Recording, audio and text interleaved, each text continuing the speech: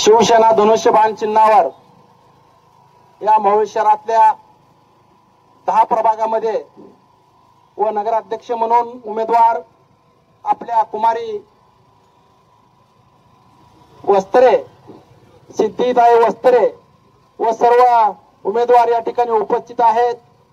या ठिकाणी आपले नेते उमेशदादा पाटील ज्यांनी आता मनोगत केले ते आमचे जिल्हा प्रमुख चरणराजी चौरे, मार्गदर्शक आप्पासाहेबजी देशमुख व सर्व उमेदवार या ठिकाणी या रॅलीमध्ये सहभाग झालेले सर्व महिला भगिनी व सर्व तरुण मित्रांनो, वडीलधारे मंडळींनो, नगरपालिकेची निवडणूक या ठिकाणी होऊ घातलेली आहे। आपापल्या परीने जे ते पक्ष या ठिकाणी प्रयत्न करत आहेत। या मोहोळ शहरामध्ये शिवसेना उभाटा असेल, शिवसेना धनुष्यबाण शिंदे साहेबांची असेल किंवा भाजप असेल, या लोकशाही पद्धतीनं खऱ्या अर्थानं या मोहोळ शहरामध्ये प्रत्येक गावातल्या नागरिकाला या ठिकाणी आपला हक्क बजावण्याची या ठिकाणी डॉक्टर बाबासाहेब आंबेडकर साहेबांनी या ठिकाणी ताकद दिलेली आहे। या महाराष्ट्रातल्या जे जे मुख्यमंत्री झालेले आहेत त्यांच्या प्रत्येक गावामध्ये निवडणूक या ठिकाणी झालेली आहे। मग ते ग्रामपंचायतीची निवडणूक असेल किंवा नगरपालिकेची निवडणूक असेल किंवा महानगरपालिकेची निवडणूक असेल, या देशाच्या प्रत्येक पंतप्रधानाच्या गावामध्ये या ठिकाणी निवडणूक झालेली आहे। मग ते ग्रामपंचायतीचे असेल, नगरपालिकेचे असेल, पंचायत समितीचे असेल, जिल्हा परिषदचे असेल, पण या ठिकाणी या भारत देशाला स्वातंत्र्य मिळाल्यापासून अनगरमध्ये निवडणूकच झालेली नाही। कारण मला आवर्जून या ठिकाणी सांगायचं आहे, आता आमचे सहकारी मित्र चरणराज चौरे यांनी उल्लेख केला म्हणून मला आवर्जून या ठिकाणी टिप्पणी करायची। एक महिला या ठिकाणी नगराध्यक्षाच्या उमेदवारीसाठी या ठिकाणी फॉर्म भरू इच्छित आहे, पण त्यांना फॉर्म भरू दिला जात नाही। हे शोकांतिका आपल्या मोहोळ तालुक्याचं नाव सगळ्या मीडियावर या ठिकाणी बदनाम होत आहे। मोहोळ तालुक्यामध्ये एक अधिकारी शाही आहे, ठोकशाही आहे। अशा पद्धतीची ठोकशाही गाडून टाकायची असेल तर येत्या 2 तारखेला खऱ्या अर्थानं आपलं मत धनुष्यबाणासमोर या ठिकाणी दाबलं पाहिजे आणि अनगरकराला या ठिकाणी या सत्तेतून या ठिकाणी बाजूला केलं पाहिजे, अशा प्रकारची अपेक्षा आपल्याकडून करतो। या मोहोळ नगरपालिकेच्या निवडणुकीच्या संदर्भामध्ये गेल्या 5 वर्षामध्ये निवडणूक झाली। निवडणूक झाल्यानंतर अतिशय चांगल्या पद्धतीने या मोहोळ शहरामध्ये कामकाज चालू झालं। या मोहोळ शहराचा मुख्य रस्ता, ज्या रस्त्यावर उठून आपण भाषण करताय, ज्या रस्त्यावर आपली सभा आहे, ज्या रस्त्यावर आपण उभा राहिलोय, मागील 20 वर्षामध्ये हा रस्ता झाला नव्हता। रमेश बारसकर नगराध्यक्ष झाला आणि एका वर्षामध्ये रस्ता करून दाखवला। परतच्या 9 वर्षामध्ये नगरपालिकेची निवडणूक झाली नाही, म्हणजे पहिले 20 वर्ष आणि नंतरचे 29 वर्षामध्ये एकदाच रस्ता झाला आणि ते रमेश बारसकरांनी करून दाखवलं, याचा मला सार्थ अभिमान आहे। मला अनगरकर राजनजी पाटील यांना विचारायचं आहे, अनेक वेळा या रस्त्याने येणं जाणं आपण केलं असेल, बाळराजे पाटील यांनी या रस्त्यावरनं येणं जाणं केलं असेल, अनेकांनी या रस्त्यावरनं येणं जाणं केलं असेल, तुम्हाला कधीही वाटलं नाही इथला रस्ता व्हावा? का वाटलं नाही तुम्हाला इथला रस्ता व्हावा? तुम्हाला वाटत होतं, पण या मोहोळची दुर्दशा झाली पाहिजे।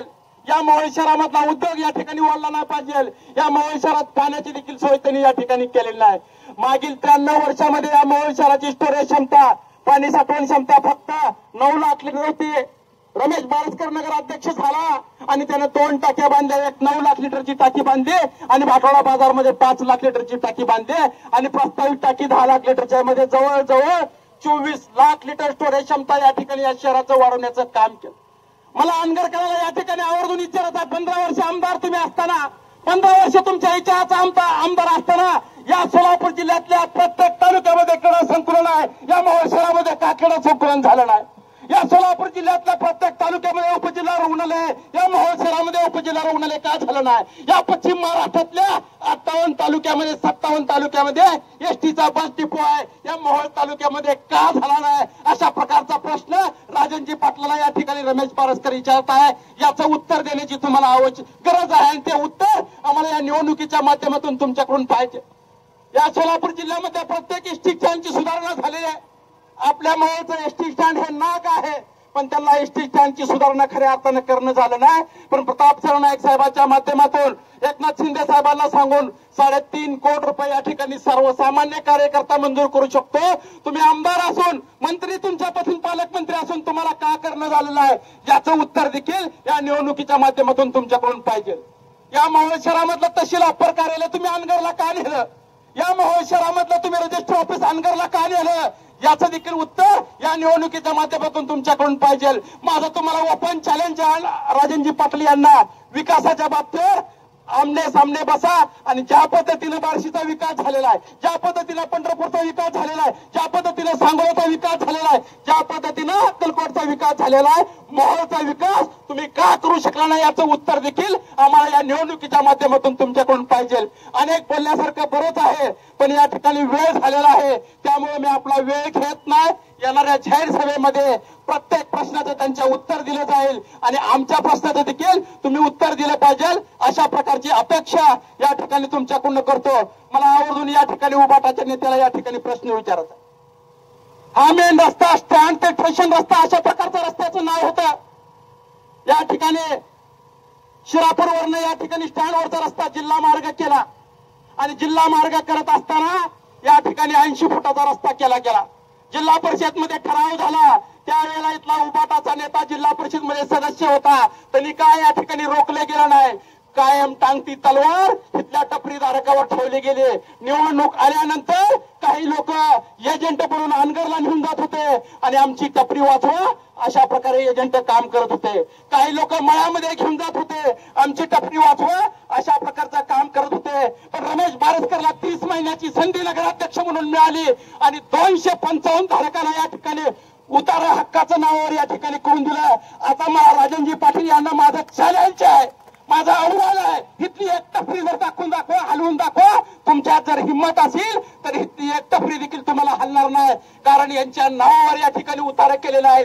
येणाऱ्या काळामध्ये फक्त उतारा करून या ठिकाणी थांबणार नाही, तर प्रत्येक टपरी धारकाला बांधकाम परवाना दिला जाईल.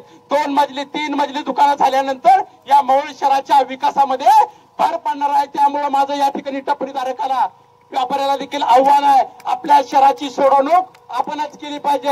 या मोहोळ शहरातल्या प्रत्येक वाड्या वस्त्यावर या ठिकाणी एसटीची सोय केली जाईल. ज्यावेळेला प्रत्येक ग्रामीण भागातला माणूस मोहोळमध्ये आल्यानंतर या मोहोळ शहरातलं या ठिकाणी दळणवळण वाढेल, या मोहोळ शहरातला व्यापार वाढेल. त्यामुळं या ठिकाणी प्रत्येक तालुक्यातल्या गावाला मोहोळला जोडण्याचं काम आम्ही या ठिकाणी आपल्या माध्यमातून करणार आहे. फक्त तुम्ही संधी द्या. तुमच्या संधीचं एक मत हे लाख मोलाचं आपल्या भविष्याच्या पिढीचं, आपल्या लेकराबाळाचं, आपल्या नातवंडाचं या ठिकाणी कल्याण करायचं असेल, त्यांना गुलाम बनवून द्यायचं नसेल तर आपलं मत धनुष्यबाणाला दिलं पाहिजे, अशा प्रकारची अपेक्षा आपल्याकडून या ठिकाणी करतो. इथंच थांबतो. जय हिंद, जय महाराष्ट्र.